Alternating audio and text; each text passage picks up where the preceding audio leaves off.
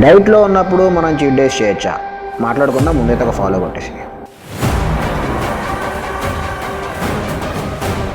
Extreme ఇంకా 3 day 35. ఇవాళ మన బాడీ వెయిట్ వచ్చేసి 73. 4 days తర్వాత ఇవాళ మన ఓట్స్ తినేసరికి ప్రాణం అయితే తెలిసి వచ్చింది బ్రో. మన ఈ 4 days గాడ్స్ ఓన్ కంట్రీ కేరళలో ఉన్న మున్నార్కి అయితే వెళ్ళాం. Beautiful location bro. ఓట్స్ తినేసి మన జిమ్కి వచ్చేసి ప్రీ వర్కౌట్ తీసుకున్నాం. అండ్ ఇవాళ వర్కౌట్ వచ్చేసి టోటల్ అప్పర్ బాడీ కొట్టేసాం, బ్యాక్ ఫోకస్డ్.